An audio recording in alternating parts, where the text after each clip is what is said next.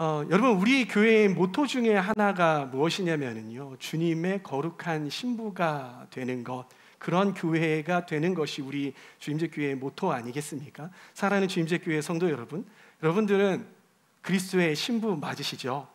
아멘. 유기성 목사님 여러분 다들 아십니까? 유기성 목사님께서 어느 한 집회에 가셔가지고 이러한 질문을 하셨다고 합니다.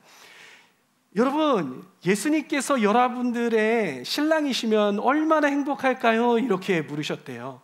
그랬더니 이 성도님들이 뭐라고 대답하셨냐면, 그러게나 말이에요. 그러면서 옆에 있는 남편을 쓱 보더니, 예수님이 신랑이라면 너무 행복하겠어요, 이렇게 대답을 하셨다고 합니다. 그런데 그렇게 대답하시는 걸 보고 이 유기성 목사님이 이렇게 또 말씀을 하셨대요.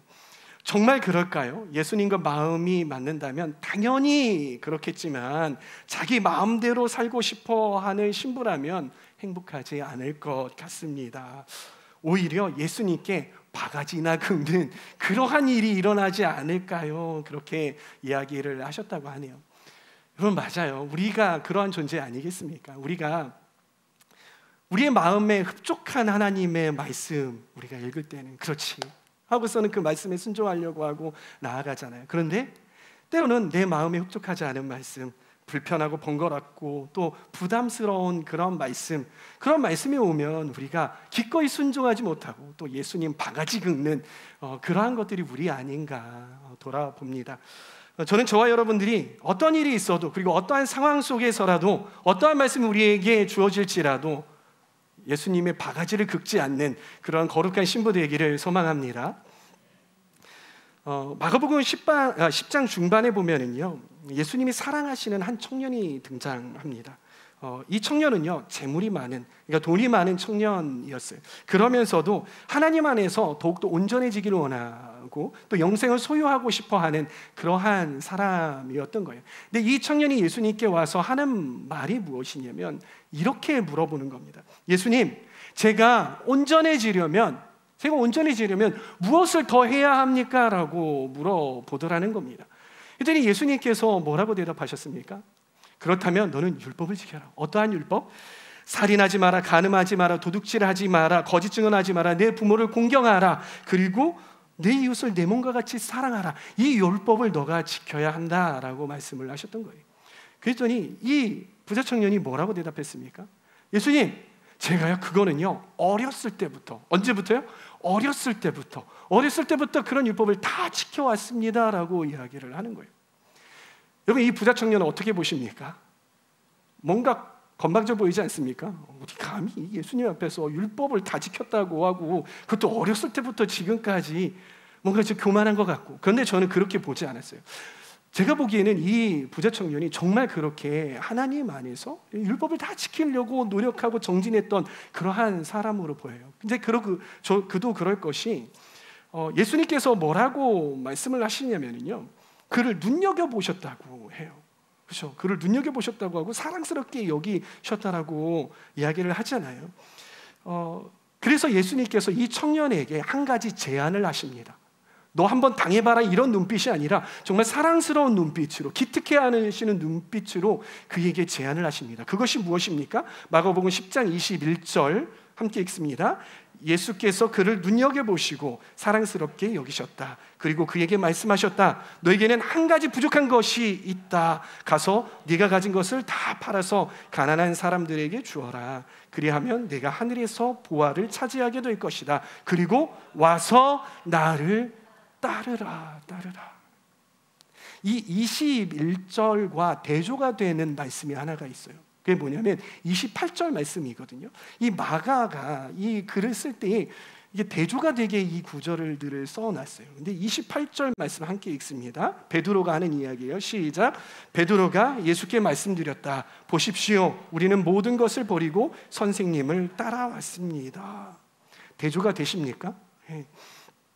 이 제자들은 이 부자 청년처럼 그렇게 돈도 많지 않았던 것 같아요. 그리고 이 부자 청년처럼 나는 율법을 잘 지켰습니다라는 그런 어떤 이 자신감, 이런 것도 좀 없었던 것 같아요. 그런데 이들이 가지고 있었던 것이 있어요. 그것이 무엇이냐면 예수님께서 너는 나를 따르라라고 했을 때에 자신이 가지고 있던 것, 그물과 여러 가지 것들, 가족들, 그 모든 것들을 내려놓고 예수님을 따랐던 것이에요. 그렇죠? 그리고 이제는 동일한 방식으로 예수님께서는 이 부자 청년에게 제안을 하시는 거예요. 콜링을 하시는 거예요. 네, 그게 무엇이었습니까? 너는 너의 재물을 다 팔아서 가난한 사람들에게 주고, 이게 저는 메인이었다고 생각하지 않습니다. 다 주고 그리고 와서 나를 따르라라고 말씀을 하셨던 것이. 네. 그러나 이 부자 청년은요, 예수님의 그 축복에 사랑 어린, 정말 이 부자 청년을 사랑하셔서 하시는 그 초청을 앞에 두고 고민합니다. 번뇌합니다. 근심합니다. 그러더니 이 부자 청년 어떻게 되었습니까? 그 자리를 떠나버렸습니다. 여러분, 이 부자 청년은 왜 떠났습니까? 왜 떠났습니까? 자신이 가지고 있는, 자신의 손에 붙들려 있는, 들고 있는 이 세상적인 가치, 재물이 붙들려 있잖아요. 근데 이걸 들고 있어요. 그런데 예수님께서 하나님 나라의 가치, 그렇죠? 하늘 보화가 가득 차게 하시겠다라고 말씀을 하시잖아요. 그 하나님 나라의 가치를 주는 거예요. 근데 이걸 들고 있으니까 예수님께서 주시는 것을 같이 들 수 있습니까? 아니요, 들 수가 없는 거예요. 이것을 내려놓아야 돼요. 그렇게 되면 어떻게 됩니까? 이 두 개를 저울질 해봐야 되는 것입니다. 무엇이 더 나에게 가치 있는지, 무엇이 더 나에게 소중한지, 내가 무엇을 더 애착하는지를 저울질해야 하는 거예요. 이 부자 청년은 무엇이 더 가치 있다고 여겼습니까? 하나님 나라의 가치였습니까? 그래서 예수 그리스도를 따르는 가치였습니까? 그게 아니라 바로 어떠한 가치? 재물이라는 가치를 더 소중히 여겼어요. 재물을 더 가치 있게 여겼던 것이에요. 예수님께서는 이 상황을 통해서요, 예수님께서 말씀하시고자 하는 것은 부자들은 천국에 들어올 수 없어, 들어오기가 힘들어, 이 말씀, 이 단편적인 이야기를 하시고자 하셨던 것이 아니에요. 예수님께서 진정으로 말씀하시고자 하셨던 것은 바로 무엇이냐면 가치였습니다. 가치. 여러분, 우리는 늘 내가 생각하기에 더 가치 있는 것들을 선택하면서 살아갑니다. 그리고 가치 있는 걸 선택을 하려면 가치 충돌이라는 게 일어나요. 무엇이 더 가치 있는가를 충돌이 일어난단 말이에요. 그런데 더 가치 있는 것을 선택을 하면 더 가치 있는 것을 포기해야 합니다. 이것을 보고 뭐라고 하냐면 기회비용을 지불한다라고 이야기를 해요.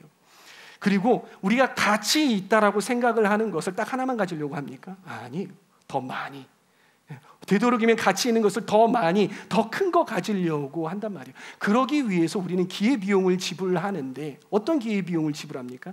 재정을 투자합니다. 시간을 투자합니다. 내 열정을 투자합니다. 젊음을 투자합니다. 내 관계들을 투자합니다. 여러 가지 것들을 우리가 투자한다는 것이에요. 사랑하는 성도 여러분, 여러분은 무엇을 소유하기 위해서 투자하고 계십니까? 무엇을 투자하기 위해서 여러분들의 재정을 투입하고 여러분들의 시간과 열정과 여러분들의 노동력을 투자하시냐는 것입니다.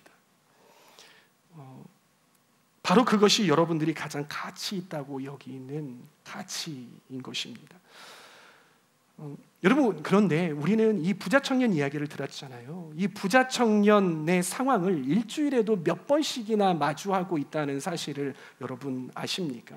그 상황에서 우리는 내 가치가 어디에 있는지 일주일에도 몇 차례나 확인할 수 있다는 것 여러분 아십니까? 그 상황이 무엇인지 아십니까? 궁금하십니까? 그것은 무엇이냐면 바로 우리가 지금 드리는 예배입니다. 예배입니다. 예배는 바로 가치에 관한 것입니다. 철저하게 가치에 관한 것입니다. 예배를 통해서 우리는 나의 가치가 어디에 있는지 분별할 수 있는 거예요. 왜 그러냐면요, 예배를 영어로 하면 무엇일까요? worship. 월십이에요. 역시 우리 주임제 교회 성도님들은 아주 수준이 높으십니다. 이 월십 다 아시잖아요. 예배 교육을 잘 받으신 거예요. 근데 이 월십이 무엇으로 어떠한 단어들로 이루어지냐면요, 컨닝 하시는 거예요. 네, worth, 영어로 worth. 이제 worth가 뭐예요? 가치라는 뜻이에요. 가치라는 것과 이 단어와 그리고 쉽이라는 게 뭐냐면 바로 관계라는 거예요. 이 두 개가 합쳐진 단어가 바로 worship, 그러니까 예배다라는 거예요. 그래서 예배라는 뜻은 뭐냐면요, 수많은 가치가 있잖아요, 우리의 삶 가운데. 그 수많은 가치, 그 어떤 것보다 누가 가장 가치 있으시다? 하나님께서 가장 가치 있으시다라고 고백하는 것, 이것이 바로 예배다라는 것입니다. 다른 말로 하면은요, 예배는 뭐냐면 하나님께 우리가 가지고 있는 최상의 가치, 내가 생각하고 있는 최상의 가치들을 하나님께 드리면서, 무엇을 위해서? 하나님 영광 받으시옵소서 하면서 우리의 가치를 드리는 거예요. 하나님 존귀 받으시옵소서 하면서 그 가치들을 하나님께 올려드리는 행위, 이것이 바로 예배다라는 것입니다.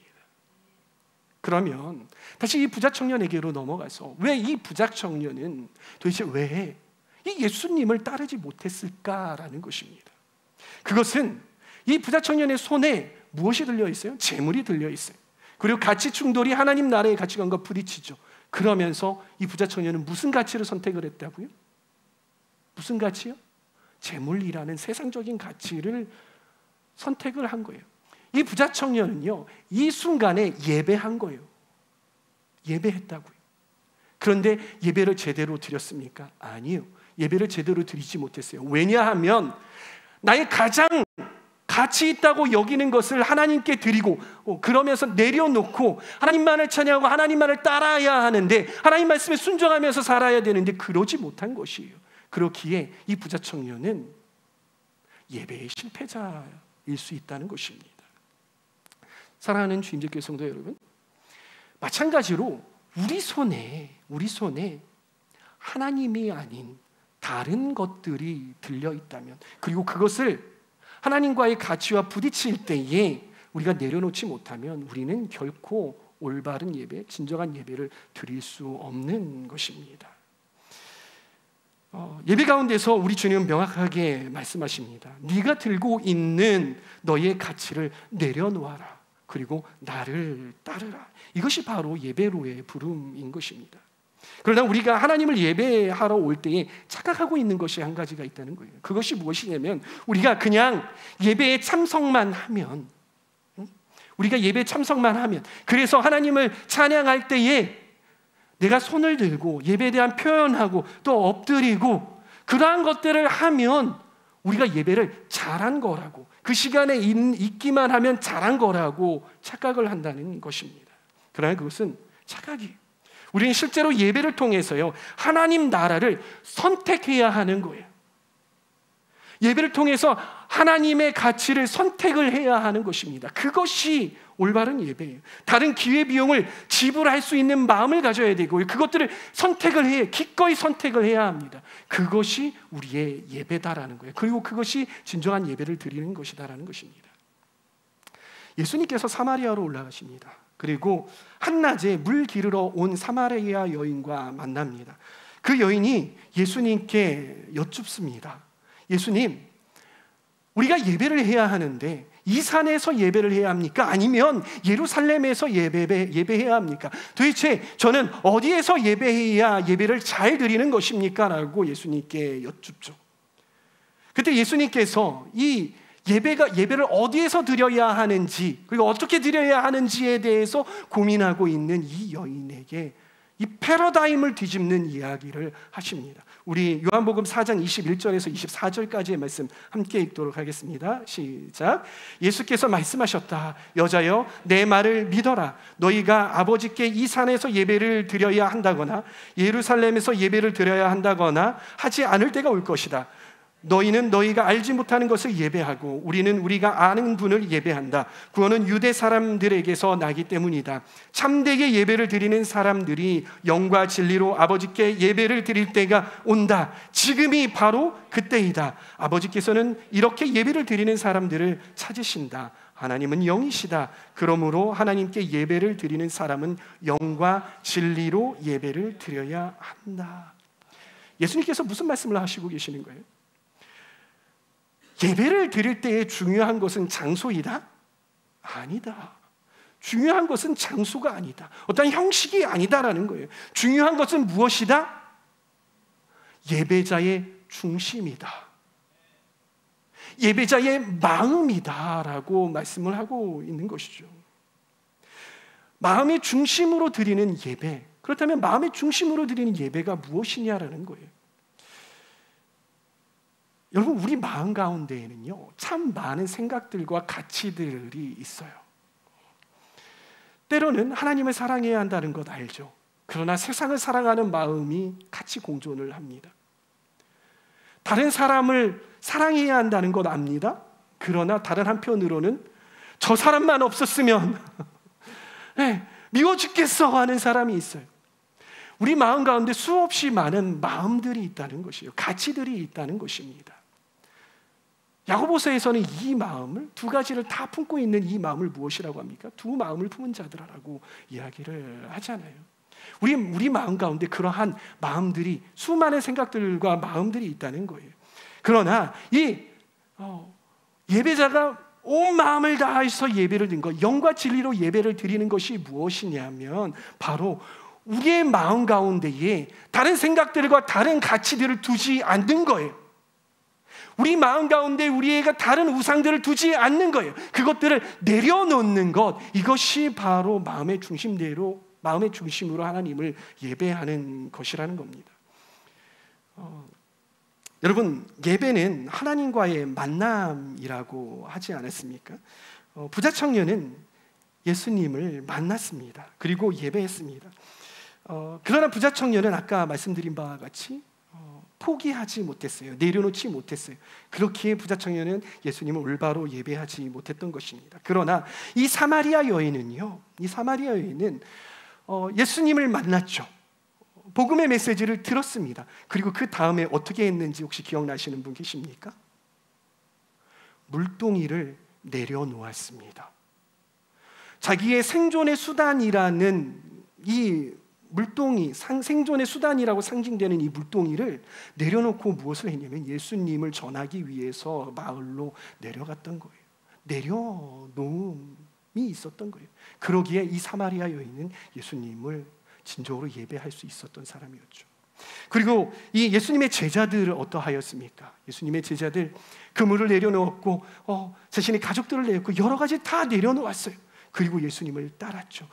이 예수님의 제자들은 예수님을 진정으로 예배할 수 있었던 그러한 사람들이라는 것입니다. 여러분, 진정한 예배는요, 예배 시간에 나의 육신이 이곳에 와가지고 어떤 그런 행위를 잘 하는 것, 이것에 달려있지 않습니다. 그러한 것들은요, 우리가 예배를 할 때 나타나는 어떠한 현상들이라는 것입니다. 이러한 열정들과 열심들과 이러한 표현들은요, 다 종교 사람들도 잘해요. 무슬림들도 얼마나 예배를 잘하는지 몰라요. 막 무릎 꿇고 막 그런단 말이에요. 불교에서도 108배라고 하나요? 108배를 해가면서 열심히 하잖아요. 이단 사이비들이 얼마나 예배할 때 그런 표현들을 과격하고 열심히 하는지 모른다는 거예요. 그 사람들도 그러한 표현들을 잘합니다. 그러나 진정한 예배는 무엇이냐면 과연 이 예배 가운데에 가치 혁명이 일어나고 있는가? 내가 정말 소중하게 생각하는 것, 내가 정말 애착하는 것, 내가 세상에서 이거 너무나도 사랑해, 세상에서 이거 너무나도 좋아, 이것만은 포기할 수 없어 하는 것들이 있지 않습니까? 이것들이 예수 그리스도의 말씀이, 하나님 아버지의 말씀이 예배 가운데 선포가 되고 우리 마음 가운데에 하나님께서 음성으로 말씀하실 때 그것들이 과감하게 포기가 되어지는 것이에요. 이것을 보고 가치혁명이라고 하는 것이죠. 그것이 정말 우리 삶 가운데 일어나느냐라는 것입니다. 그래서 나는 예수 그리스도의 제자로 예수님께 순종하며 예수님을 따라가고 있는가? 그러는 사람이 진정으로 예배하는 자들이다라는 것입니다. 여러분, 하나님께서 모세에게 나타나십니다. 어떻게 나타나셨습니까? 떨기나무에 불로 임하셨습니다. 모세가 그걸 보고 너무나도 신기한 거예요. 불이 붙었는데 나무가 타지 않는 거예요. 신기하고서는 갔더니 하나님께서 하시는 말씀이 이곳은 거룩한 곳이니 너의 신을 벗어라. 아까 찬양하는데 신을 벗으라는 그게 나오는데 깜짝 놀랐어요. 깜짝 놀랐어요. 신을 벗어라. 왜 신을 벗을까요? 하나님께서 거하시는 곳이 거룩한 곳이어서 깨끗한 곳이잖아요. 먼지 한 톨이 없어야 되는데 모세가 이 광야에 지나다니면서 먼지들이 많아가지고 그곳에 오니까 하나님이 계신 곳이 막 오염되면서 안 깨끗해서 하나님께서 야 더러우니까 신발 벗어 이렇게 했을까요? 아니, 이 유대인들의 문화에서 이들의 관습에서 이 신을 벗는다는 건 뭐냐면 나의 권리를 포기한다는 거예요. 나의 가치를 포기한다는 거예요.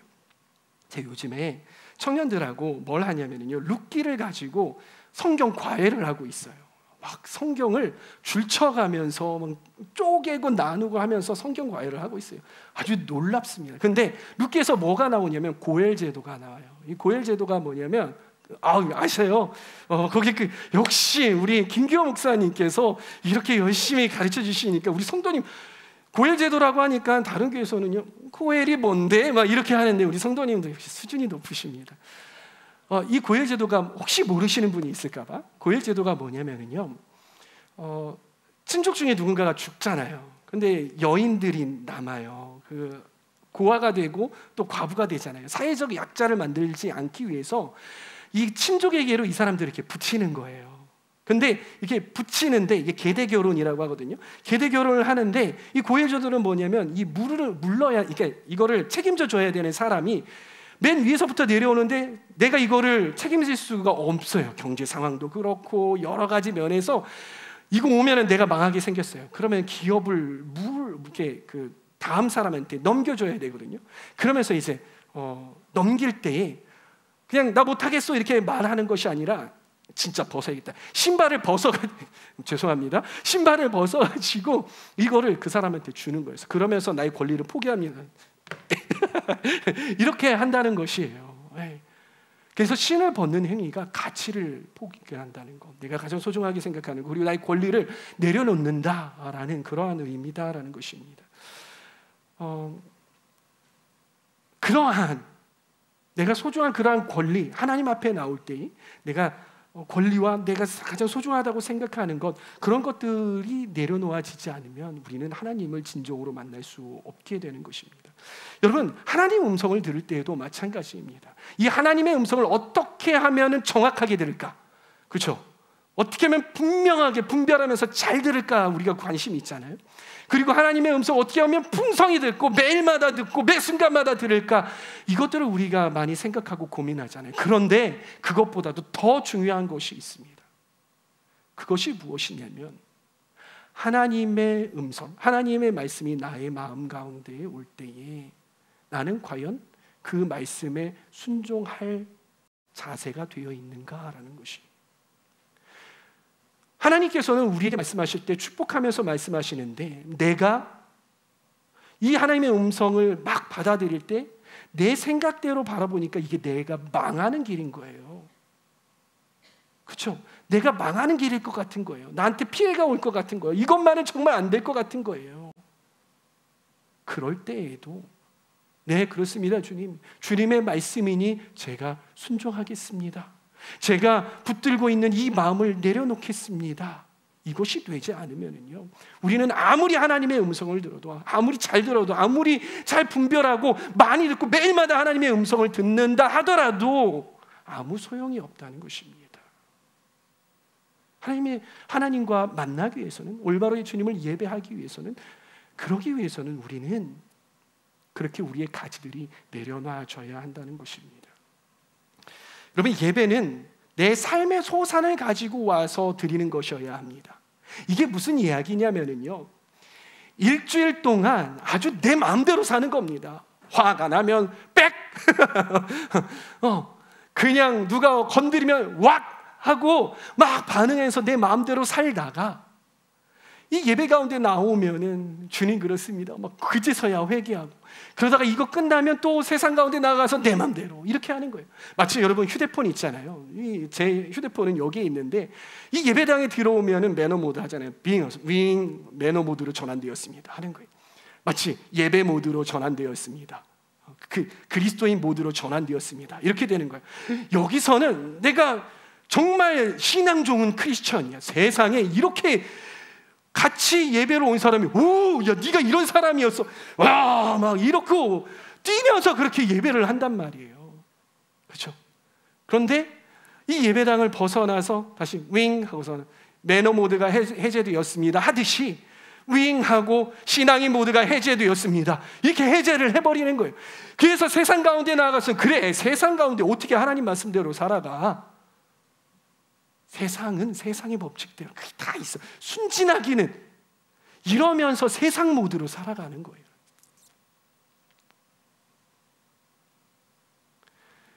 그러고 예배를 드리는 예배 하나님께서 기뻐하신다?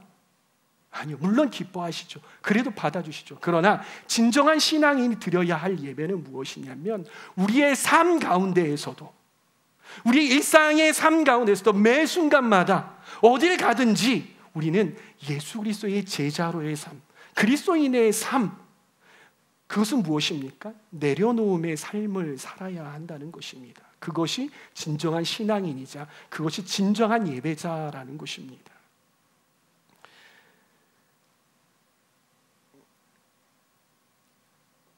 여러분, 그런데 그렇게 살기가 쉬워요, 어려워요? 참 어려워요. 근데 어떨 때 어렵습니까? 내가 정신 차리고 있으면은, 야, 그거는 할 수 있어 하고 할 수 있는 거, 무의식 중에 그런 것들은 괜찮아요. 그건 할 수 있어요. 그런데 내가 감당하기 어려운 상황들을 맞이할 때가 어렵다는 거예요. 내가 감당하기 어려운 환난이 다가올 때에 그냥 딱 당했어요. 그냥 심장이 출렁 내려앉고 이거 어떡하지 할 때, 그때가 문제라는 것입니다. 이럴 때 어떻게 해야 하느냐라는 것입니다. 미국에 데이비드 그레이엄이라는 분이 계셨어요. 이 데이비드 그레이엄이라는 분이 여느 때처럼 운전을 하면서 도로를 달리고 있었습니다. 어딜 가려고요? 집으로 가려고. 웅 하고 운전을 합니다. 근데 갑자기 뒤에서 윙 하면서 사이렌 소리가 들리는 거예요. 이거 뭐지? 하고 봤더니, 백미러로 봤더니 소방차 여러 대와 구급차가 막 달려가는 거예요. 그러면서 자신의 차를 추월해가지고 황급히 지나가는 거예요.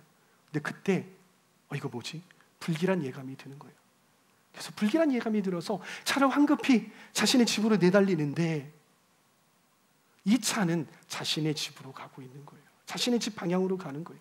쭉 가다가 보니까 세상에 이 불길한 느낌은 역시 틀린 적이 없는 겁니다. 집이 다 불타버렸습니다. 집이 다 불타서 쟤만 남았어요. 그래, 더한 것은 무엇이냐면, 그 집에 남아있던 자신의 아내가 그 자리에서 세상을 떠났습니다. 그리고 더 불행했던 건, 자신이 너무나도 사랑했던 아이들마저도 그 자리에서 다 세상을 떠났어요. 어쩌면 내가 가장 사랑하고, 내가 가장 애착하고, 내가 가장 정을 많이 주었던 그 존재들이, 자신의 가족들로부터 시작해서 집 안에 있는 모든 소중한 애착을 하고 있던 모든 것들이 다 불타서 사라지고 쟤만 남았어요. 여러분은 이 가운데 어떻게 반응하시겠습니까? 어떻게 반응하시겠습니까? 이 데이비드 그레이엄이라는 분은요, 이 잿더미 위에 올라섰어요. 그리고 이러한 고백을 합니다. 이와 같은 때엔 난 노래하네, 사랑을 노래하네 주님께. 이와 같은 때엔 손 높이 드네 주님께. 주님 사랑해요. 주님 사랑해요. 사랑해요 주님. 여러분, 이 찬양 아시죠? 이 상황을 겪고 데이비드 그레이엄이 지은 찬양이 바로 이겁니다. 우리 이 찬양 함께 불러볼까요?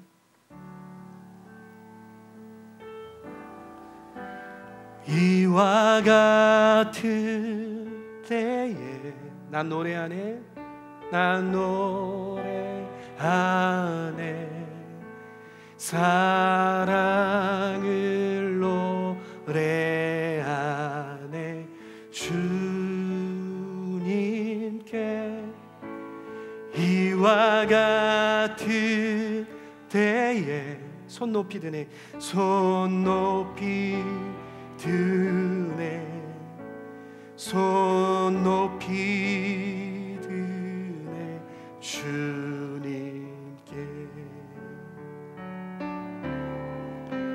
주님 사랑해요.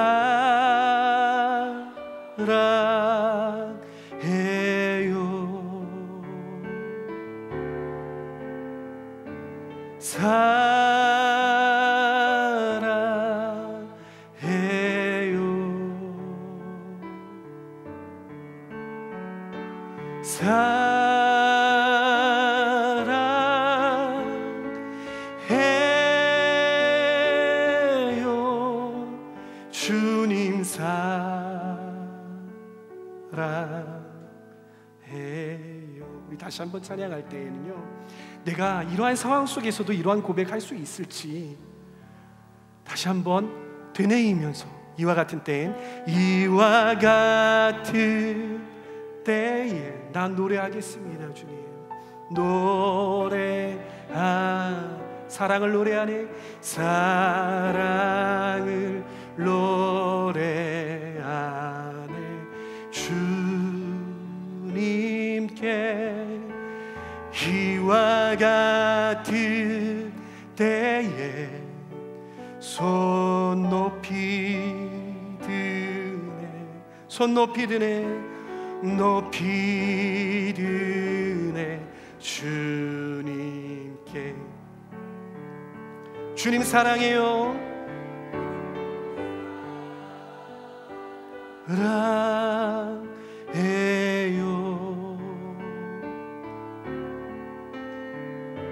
사랑해요.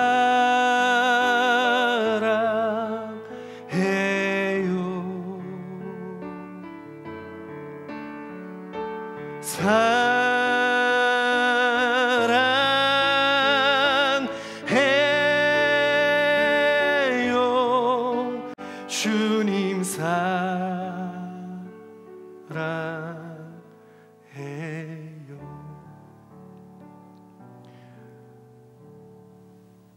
우리 가운데에 이러한 풍랑을 만날 때, 정말 불행이라고 생각되어지는 그러한 일을 만날 때, 제가 그런 일을 겪어보니까요, 그게 안 되더라고요. 제 중학교 2학년 때 아버지가 돌아가셨어요, 갑자기. 근데 제가 하나님께 어떻게 했는지 아세요?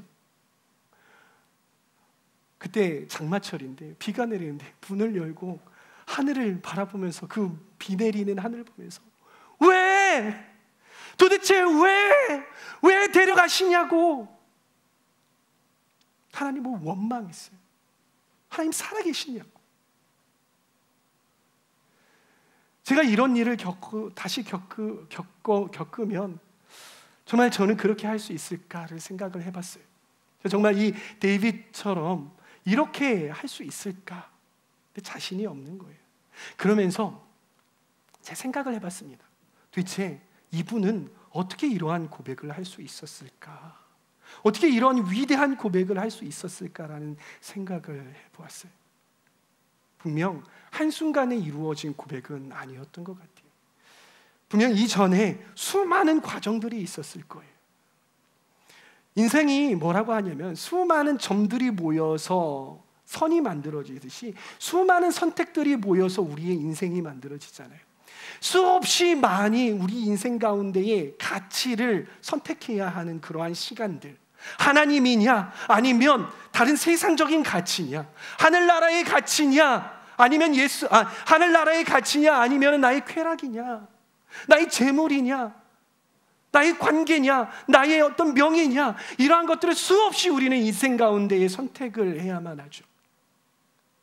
근데 아마 데이빗, 이 분은 그 선택의 순간마다 꾸준히 하나님 나라의 가치, 하나님이라는 가치를 선택하면서 나아갔을 것입니다.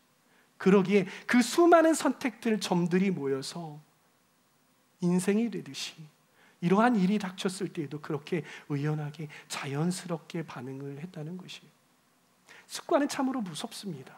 왜냐하면 나도 모르게 어떠한 순간에 그렇게 이루어지기 때문인 거예요. 그러기에 우리에게 필요한 것은 무엇이냐면 훈련입니다. 군대에 가잖아요. 군대에서 제가 총을 쏘잖아요. 총을 쏠 때 어떻게 하면 처음에 빵 소리가 나면 그냥 눈이 깜빡합니다. 그래서 내가 총을 쏘려고 하면요 바들바들 떨어요. 그러다가 어떻게 되냐면요 에라 모르겠다 땡기면서 눈을 감아버립니다. 그러면 이 총이 어떻게 되냐면 관여에 가서 맞지를 않아요. 그냥 삐뚤어져서 나가 여기저기로. 근데 계속 반복 숙달을 하잖아요. 그러면 나중에 빵 소리가 나면은 그걸 놀라지 않아요. 눈을 딱 뜨고 관역에 들어갔는지 안 들어가는지 정확하게 확인을 하는 거예요. 제가 전차 부대에 있었지 않습니까? 처음에는요 전차가 꽝 소리 나면요 세상이 무너지는 소리가 나요. 근데 그때는 막 이렇게 움츠러드는데 대포 소리가 나도요 눈 하나 깜빡 안 하게 되는 것이 마찬가지로 우리의 삶 가운데에 이러한 하나님의 가치를 선택하는 훈련이 잘 되어져 있는 사람은요 우리 삶 가운데 어떠한 시련과 어떠한 핍박과 어떠한 어려움이 다가올지라도 눈 하나 깜빡하지 않고 하나님을 선택할 수 있는 그러한 신앙인이 될 줄 믿습니다. 저는 저와 여러분들이 그렇게 매 순간마다 매일마다 어디에서나 하나님이라는 아주 귀중한 가치를 선택할 수 있는 그런 그리스도인들이 되시기를 소망합니다. 그러한 선택들이 매일매일마다 모여져서 그 어떠한 어려움의 순간 속에서도 위대한 선택, 가치혁명을 이룰 수 있는 저와 여러분들 될 수 있기를 소망합니다.